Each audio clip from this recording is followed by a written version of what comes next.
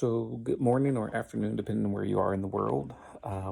Today, we're going to look at uh, Psalm 37, looking at verses through uh, 3 through 5.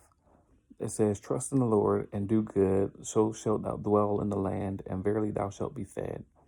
Delight thyself also in the Lord, and he shall give thee the desires of thine heart. Commit thy way unto the Lord, trust also in him, and he shall bring it to pass."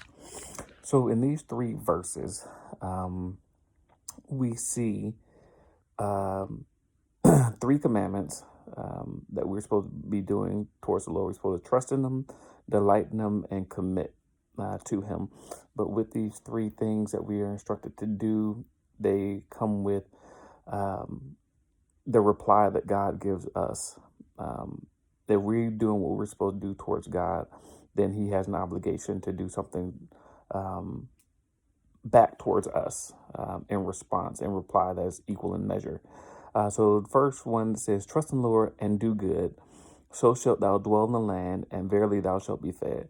So this is a twofer because we have to trust in the Lord and we have to do good. So that means that not only do we have to depend on God to be God, but in the process of depending on God to be God, we also have to do good.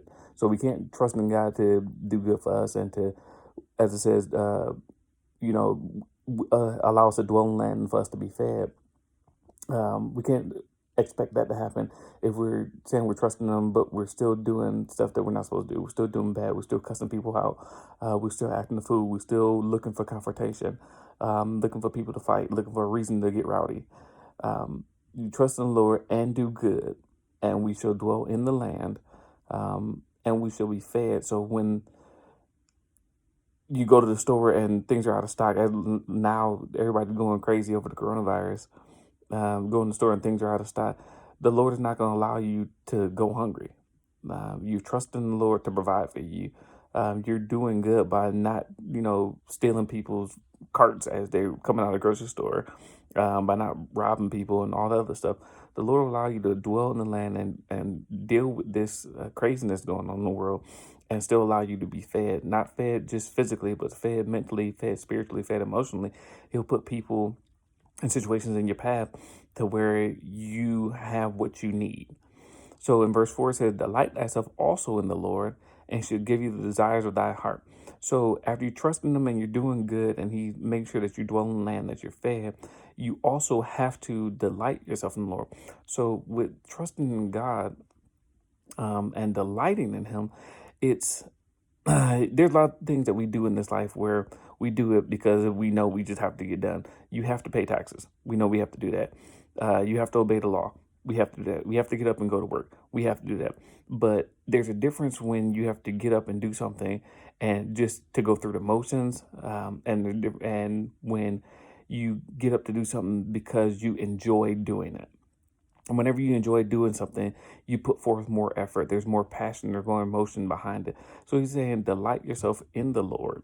Delighting yourself in the Lord means that you have a passion for God. You have a passion for his will. You have a passion for his way. You have a passion for what he has for you to do, for your calling, for the calling that he has placed on your life. So you delight yourself in the Lord, and he shall give you the desire of your heart.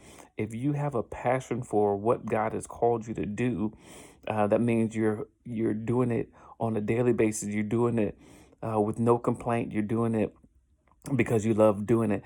Then God will give you the desire of your heart, which means whatever it is that you really want, whether it be the new house, the new car, the new job, whatever it is, that you really, really desire, not just something that you want on a whim, something that you truly desire. If you truly want to gain wisdom, if you truly want to gain a better understanding of who God is, if you truly want to be the best teacher, the best loan specialist, the best soldier, the best preacher that you can possibly be, you have to delight yourself in God, and he has promised that he'll give you the desire of your heart.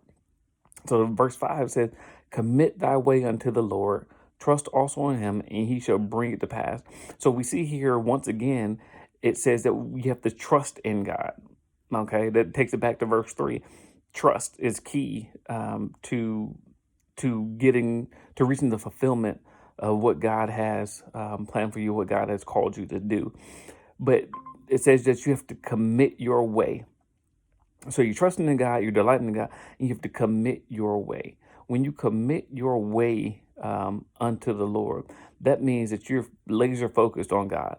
That means regardless of what goes on around you, regardless of what meetings, what events, whatever it is that's going on around you, you have dedicated time that you give to God, whether it be at 2 o'clock in the morning, whether it be at 11 o'clock at night.